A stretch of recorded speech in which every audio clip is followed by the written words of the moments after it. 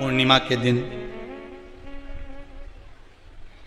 चावल का एक आखा दाना जानते हो, पूरा खंडित चावल नहीं, कितना चावल, एक दाना चावल का शंकर भगवान के शिवलिंग पर समर्पित करिए। एक बेलपत्र जिसका डंडी का मुख अपनी ओर हो, जहां से चावल चढ़ाया है, उस चावल के ऊपर अपनी कामना कर रख दीजिए और चंद्रमौली भगवान का स्मरण करिए। कौन से भगवान? शंकर भगवान का सर्वश्रेष्ठ सुंदर नाम है चंद्रमौली। चंद्रमौली भगवान का स्मरण करिए, अपनी कामना कर बेलपत्र समर्पित कर शिव जी पर एक लोटा पानी, एक जल पात्र समर्पित करो, कलश से जल चढ़ा दीजिए, नैनों में वो जल लगाकर अपनी कामना कर वापिस घर को आइए। अगली शरत करी है, मेरा चंद्रमौली भोलेनाथ उसे पूर्ण कर ही देगा। शिव उपासना के लिए जितनी 12 महीने में पूर्णिमा पड़ती है, एक एक पूर्णिमा का व्याख्यान वर्णन करेंगे। आज तो उसको महत्व समझें कि पूर्णिमा का महत्व क्या है, हम उसका महत्व समझें कि शंकर और चंद्र का रिश्ता क्या है, संबंध क्या है। भगवान ने जितनी पूर्णिमा बनाई है, जितने नक्षत्र बनाए, जितनी घड़ी बनाई, जितना पल बनाया, जितना समय बनाया, ये शंकर भगवान ने जो बनाया ये गलत नहीं बनाया, श्रेष्ठता के लिए बनाया। महाराज, पूर्णिमा का जो चंद्र है वो विशाल का है और उस चंद्र की पूर्णता में हमारी अभिलाषाएं भी पूर्ण हो।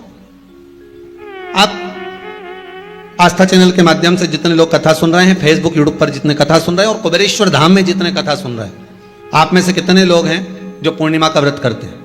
जो माताएं करती हो जरा हाथ उठाइए। पूर्णिमा का व्रत जो करते हो ना आप लोग, रखिए हाथ। अब पूर्णिमा के व्रत में आपने कई बार किताब पढ़ी होगी पूर्णिमा की, या आपने व्रत किया होगा, या पूर्णिमा का व्रत आप धारण करे होगे, तो उसमें पूजन कौन से भगवान की होती है? पूर्णिमा के व्रत में किस भगवान की पूजन होती है? तो कहा पूर्णिमा के व्रत में केले के खंभ लगाकर पूर्णिमा का जो अध्यापन होता है, पूर्णिमा की जो पूजन होती है, उस पूजन में शंकर और पार्वती की पूजन की जाती है, शिव और नारायण की पूजन करी जाती है, शंकर और पार्वती का स्मरण किया जाता है। किसकी पूजन होती है? शिव पार्वती। शंकर और पार्वती का पूजन क्यों करा जाता है पूर्णिमा के व्रत में? क्योंकि शिव और माता पार्वती ही केवल एक ऐसे हैं जिन्होंने अपूर्ण लक्ष्मी को भी पूर्ण बना दिया था। किसको पूर्ण बनाया है? लक्ष्मी।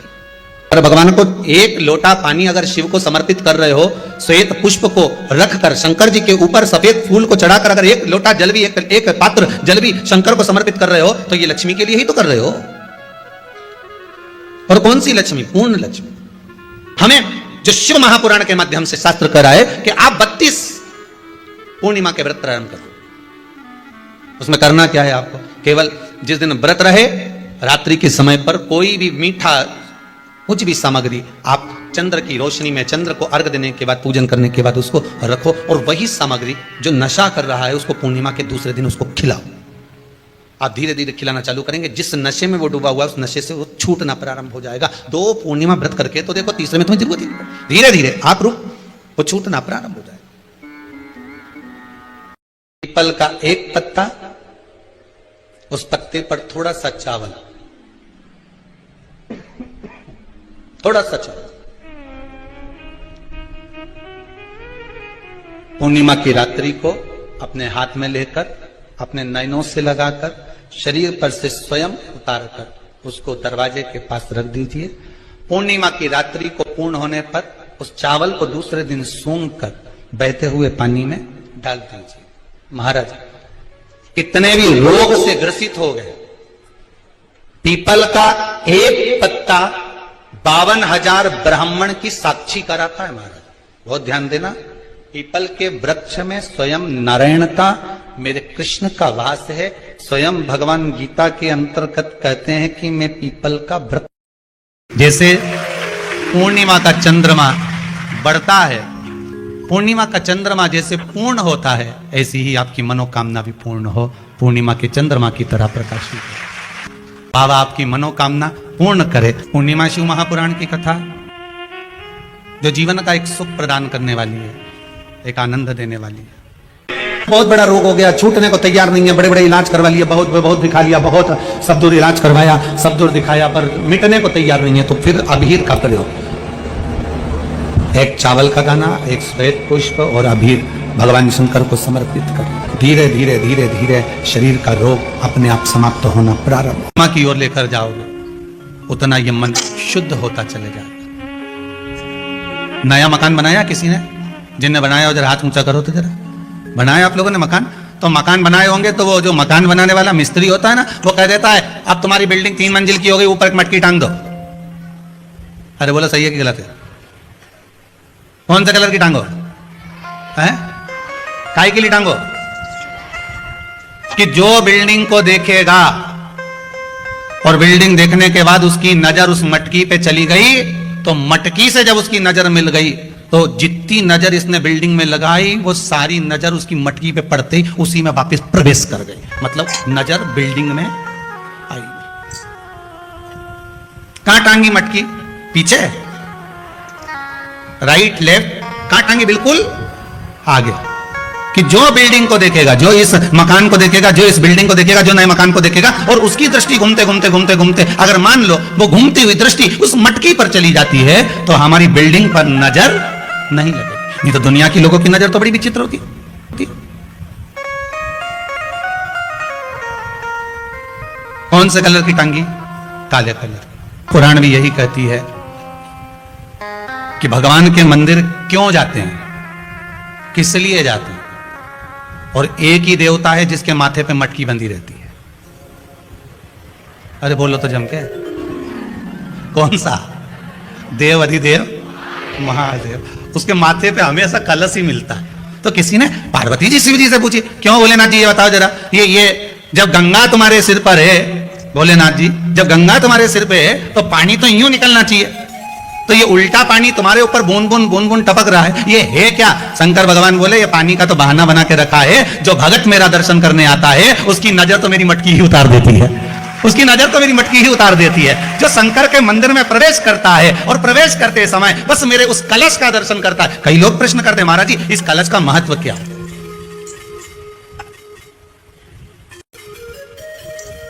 तीन टेकी पे टिका रहता है, ब्रह्मा विष्णु महेश, उसके ऊपर कलश, उसमें एक छेद, उसमें से एक एक बूंद पानी नीचे गिरे, अर्थात ब्रह्मा विष्णु महेश एक एक बूंद पानी गिर रहा है, मतलब ये तीनों एक है। पुराण के अंतर्गत स्कंद पुराण में लिखा गया, स्कंद पुराण में वर्णन किया है श्री वेद व्यास जी महाराज ने, कहा ये पूर्णिमा का व्रत इसलिए किया जाता है कि व्यक्ति का जब मन गलत भ्रम में जाने लगता है, मन जब गलत जगह पर जाने लगता है, तो ये मन को गलत जगह पर ले जाने वाला कौन होता है? तो कहा ये चंद्र होता है। व्यक्ति की राशि के अंतर्गत, व्यक्ति की पत्रिका के अंतर्गत, व्यक्ति की ग्रह दशा के अंतर्गत जब चंद्र बेकार चलता है तो व्यक्ति अच्छा करते करते भी बेकार करने लग जाता है। एक महीने की पूर्णिमा को जिसके घर में दूध की सामग्री बनती हो, दूध की सामग्री तैयार होती हो, खीर प्रसाद तैयार होता हो, उसके घर में कभी क्लेश नहीं हो सकता। अब भगवान विष्णु में कितनी विनम्रता थी वो देख लीजिए। शंकर भगवान के गणों से भगवान विष्णु हार गए और दक्ष प्रजापति कह रहे हैं तुम्हें थोड़ी बुद्धि विवेक आना चाहिए, नारायण सोचो, तुम शंकर से नहीं उनके गणों से हार गए। आग लगाने वाले ढेर मिलेंगे, कहां चक्कर में पड़े हो, क्यों झुक रहे हो उसके आगे, चलो और काम पड़ा है दूसरी जगह करेंगे, दूसरी जगह ये कर लेंगे, और अपने तो कह रहा है ये नहीं तो दूसरा सही, दूसरा नहीं तो तीसरा सही।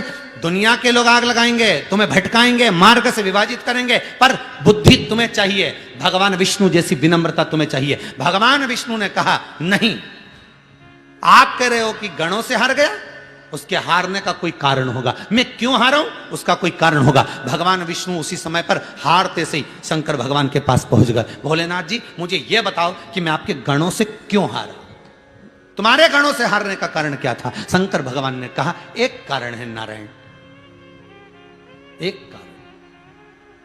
ददीची ऋषि और राजा छुग इन दोनों की मित्रता थी, दोनों बहुत मित्र थे, दोनों में बहुत प्रेम था, एक क्षण के लिए नहीं रह पाते थे, दोनों इतने प्रेमी मित्र थे। फिर एक दिन राजा छुब और दधीचि ऋषि में बात बात में झगड़ा हो गया। जहां प्रेम होता है वहां झगड़ा होता ही होता है, जहां प्रेम होगा वहां झगड़ा होगा। दोनों में झगड़ा हो गया। फिर झगड़ा हुआ तो बीच में राजा छुब ने भगवान विष्णु को बुला लिया समझौता कराने के लिए। दो मित्रों में जब झगड़ा हो, लड़ाई हो, आपस में पति पत्नी का झगड़ा हो रहा हो, तो निवेदन है मायके वाले ससुराल वाले सावधान इंडिया, बिल्कुल ध्यान रखना। पति पत्नी में झगड़ा हो तो दूसरा कभी बीच में मत कूदो, क्योंकि ये दोनों कब एक हो जाएंगे और तुम्हारा बुराई का ठीकरा माथे पे आ जाएगा। इनके बीच में बोलना ही नहीं, झगड़ लो, ये झगड़ेंगे लड़ेंगे फिर एक हो जाएंगे, इनसे नहीं बोल। विवाद किया तो राजा छुब ने भगवान विष्णु को बुलाया और भगवान विष्णु आए और आते से साथ दिया किसका, राजा छुब का। दधीचि ऋषि को क्रोध आ गया कि तुम दधीचि ऋषि को क्रोध आया, हे नारायण तुमने एक पक्ष की बात सुनी और दूसरे पक्ष की बात नहीं सुनी। मैं तुम्हें श्राप देता हूं, एक बार तुम भगवान शंकर के गणों से हारोगे, तुम्हें हार सहन करना पड़ेगी। बस भगवान विष्णु के शंकर के शब्द सुने तो भगवान विष्णु को लगा कि हमारी किस्मत में हार लिखी थी, मतलब हुई। तो फिर अब सोचना क्या, हार जीत जन्म मरण परण ये सब शंकर के हाथ है, कब किसको क्या देना है ये वो जानता है, हमें क्या करना वो जाने, ये मर्जी उसकी। देव पूछ रहे हैं कि शिव जिस भरोसे के साथ, जिस विश्वास के साथ आप देव अधिदेव महादेव से प्रार्थना करते हो, विनय करते हो, निवेदन करते हो, बाबा उसको स्वीकार करता है, सुनता है।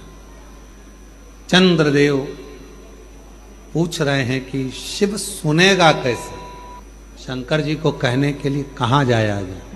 शिव जी से अगर कोई बात कहना है, शंकर भगवान को कुछ बोलना है, शंकर भगवान को यदि कोई बात कहना हो, शिव जी से कुछ कहना हो तो कहाँ जाकर कहें, कहाँ जाकर, कहाँ प्रार्थना करें, कहाँ विनय करें।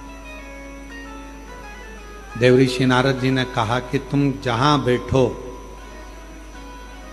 तुम्हारा जहां मन पड़ जाए वहां बैठकर बालू के शिवलिंग का निर्माण करो, मिट्टी का शिवलिंग बनाओ, पार्थिव शिवलिंग बनाओ। पार्थिव शिवलिंग में बालू में मिट्टी में कण कण कण कण होते हैं, उन कंकर को जोड़कर, उन कण कण को जोड़कर अपने दिल की बात एक लोटा जल चढ़ाते समय उनसे प्रार्थना करो, विनय करो। लोगों ने कहा शिव रुद्र है, क्रोध है, ना ना ना ना, शंकर भगवान को क्रोध के देवता है ना, ऐसा नहीं है। शंकर भगवान तो सत्यम शिवम सुंदरम, सत्य भी शिव है। शिवम का मतलब मालूम है, बोलो जम के बोलो, शिवम का मतलब क्या होता है? शंकर नहीं, शिवम का मतलब है जिसमें पूरा ब्रह्मांड और पूरे 33 कोटि देवता और पूरे ब्रह्मा विष्णु इंद्र 64 योगनिया देवता सब उसी के अंदर समाये हुए हैं। तो हम कहते हैं सत्यम शिवम सुंदरम। हमने अंदाजा लगाया शिवम शिव है, नहीं, सत्य भी शिव है। ये ब्रह्मांड के जितने देवता हैं शिवम, ये भी शिव हैं। सुंदरम, ये प्रकृति, ये पृथ्वी, जल, आकाश, अग्नि, ये भी सुंदर है। एक बात आपको पहले भी कहा, आज फिर कहते हैं, परमात्मा भले नजर ना आए पर उसकी परछाई आज भी नजर आती है।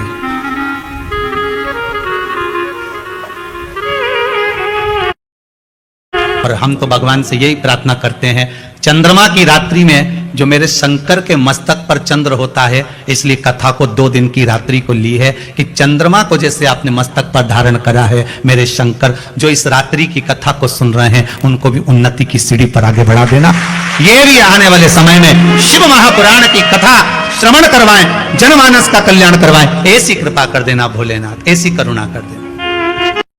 2 साल में, 4 साल में, 6 साल में, 8 साल में तो रुष्ट होकर चली जाती है। वो स्थान कौन से है?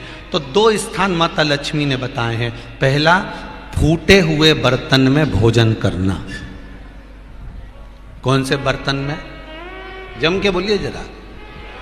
जो टूटा बर्तन होता है, खंडित बर्तन होता है, फूटा हुआ बर्तन होता है, कहीं गिलास की किनोर टूट गई है, कहीं कटोरी की किनोर टूट गई है, कहीं थाली की किनोर टूट गई है, और तुम कहीं प्लेट की किनोर टूट गई है और तुम उसमें भोजन कर रहे हो, तो टूटे हुए बर्तन में भोजन करने वाले के पास में लक्ष्मी छिन्न हो जाती है, उसका भाग्य भी फूटे हुए बर्तन की तरह हो जाता है। ये लक्ष्मी का। और दूसरा, फटे हुए वस्त्र धारण करने वाले का भाग्य भी फटे हुए वस्त्र की तरह, जैसे फटा हुआ कपड़े का रेसा रेसा निकलता है, उसी तरह फटे हुए वस्त्र धारण करने वाले की भी जिंदगी में परिश्रम का रेशा निकलता रहता है, पर उसको सुख का भान नहीं होता। आज के जमाने में ये फटे हुए कपड़ों का फैशन आ गया, ये बड़ा दुख की घड़ी है।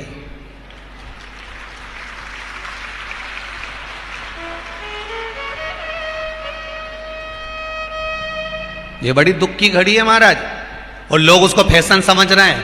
पहले तो कम फटा होता था, पर आज के जमाने में तो इतना इतना फट गया, ऐसा लगता है कि दिवाली का बम चलाने गया था दीपावली पे और बम कपड़ों के बीच में से फट गया। इसलिए वो कपड़े कब पहनेंगे तो ने अब पहन लिया। शास्त्र कह रहा है, लक्ष्मी कह रही है माता पार्वती को कि 2 जगह पर अगर ये 2 क्रम जिस जीव के होते हैं उसके पास में से लक्ष्मी 5 साल में, हम कई बार कहते हैं इन बच्चों को नहीं मालूम, इन नवयुवक लड़कों को नहीं मालूम, इन नवयुवक बेटियों को नहीं मालूम कि फटे हुए कपड़े पहनने का फल क्या है। आज नहीं, विवाह कर कर जब जाएगी तो मायके से जब ससुराल जाएगी, तूने कुंवारी अवस्था में तो खूब फटे हुए कपड़े पहन लिया ने, मम्मी मैं तो जीन्स लूंगी ने, ये लूंगी, तू तो खूब फटे हुए पहन, पर वहां जब जाएगी तब मालूम पड़ेगा कि रोना किसको कहते हैं। आज तो पहन लो, वो उसी में की बात है। कल वाली बात याद कर लो, अभी खाओगे तो कुछ दिन के बाद ब्लड बनेगा, और ब्लड बनेगा तब जाके ये शरीर में दौड़ेगा। आज की आज तुमने रोटी खाई तो क्या आज की आज ब्लड बन गया? जम के तो बोलो रे खरगोन वालों, नहीं बनाना। आज खाया है तो ब्लड 8 दिन में, 4 दिन में, 6 दिन में, 2 दिन में, 5 दिन में, 3 दिन में बनेगा। आज की आज ब्लड नहीं बनेगा। आज खाया तो 2 दिन में ब्लड तैयार होकर तुम्हारे शरीर में दौड़ेगा, शरीर में दौड़ेगा तो तुम्हारा शरीर भी चलेगा। उसी तरह तुमने अगर युवानी अवस्था में, कुंवारी अवस्था में ये फटे हुए कपड़े पहने हैं, तो जब तुम्हारी अवस्था बढ़ेगी ना, आज नहीं रोना पड़ रहा। आज के जमाने में तो फैशन है साहब, फैशन है तो आज पहन ले, बाद में रो ले। फटे हुए वस्त्र भी धारण नहीं कर। घर की बेटियां, घर के लोग ऐसे कपड़े पहने, ये श्रेष्ठता नहीं है महाराज। थोड़ा सुधार। कहा शरीर को भोगना था, फिर मनुष्य क्यों ये जीव आत्मा क्यों भोग? क्योंकि जीवात्मा मरती नहीं। इसको जब भुगताया जाता है तो ये भोगती रहती है, तड़पती है, चिल्लाती है, अब नहीं करूंगी गलती, क्षमा कर दो मुझको। की आराधना चंद्रभागा नदी के तट पर करी है, बालू का शिवलिंग बनाकर, बालू रेत का शिवलिंग बना। बहुत ध्यान देना आप लोग, किसी भी नदी में स्नान करने जाओ, 30 त्योहार पर, अमावस्या, पूर्णिमा आदि जो भी उत्सव मनाने के लिए आप किसी नदी के घाट पर जाते हो, किसी तालाब के घाट पर जाते हो, किसी कुंड के, किसी सरोवर के घाट पर जाते हो, और यदि आप स्नान कर रहे हो किसी पवित्र नदी में, तो वहां की बालू रेत उठाकर शंकर भगवान के शिवलिंग बनाकर जो पूजन करता है, मात्र 5 बार उसी नदी का जल शंकर को समर्पित कर कर, भले दिया नहीं है, अगरबत्ती नहीं है, जल चढ़ाकर जो शिवलिंग को विसर्जन कर देता है, उसके पूर्वजों को पिंड की भी जरूरत नहीं पड़ती, वो तर जाता। उसके पूर्वजों को पिंड भाग की भी जरूरत नहीं पड़ती। उसके कि कुछ तिथियां भारत की भूमि पर ऐसी वर्णित है जिन तिथियों में भी गंगा का जल हम शिव को अगर एक बूंद भी समर्पित कर रहे हैं, गंगा का जल मात्र एक आधी चम्मच भी, आचमन जितना भी अगर हम शिव को समर्पित कर रहे हैं, तो उसका सुख आनंदित है। जैसे पंचमी तिथि, नवमी तिथि, दशमी तिथि, एकादशी, प्रदोष, पूर्णिमा, अमावस्या, ये तिथियां हमारे यहाँ जो दी गई हैं, इन तिथियों में अगर हम गंगा का मात्र थोड़ा सा जल भी अगर जल के पात्र में डालकर गंगा जी का जल थोड़ा सा भी शिव के पास लेकर जा रहे हैं, तो ये एक भाव अपने भीतर होना चाहिए कि आप केवल गंगा का जल साधारण शिव मंदिर में समर्पित नहीं कर रहे हो। पुराण की उमा संहिता कहती है, जो भगवान शंकर को जल चढ़ाता है, जल चढ़ाते समय उसके जितने भी दोष हैं, चाहे पितृ दोष हो, चाहे आहुत दोष हो, चाहे वासुक दोष हो, चाहे कालसर्प दोष हो, जितने भी दोष होते हैं, वो सारे दोष अपने आप समाप्त होते चले जाते हैं। याद रखना, जो भगवान शंकर पर चढ़ा हुआ जल थोड़ा सा झेल कर लेकर आता है और अपने घर के दरवाजे पर छींटता है, दुनिया में किसी की सामर्थ्यता नहीं है कोई तुम्हारे ऊपर टोना कर दे या तुम्हारे को तकलीफ।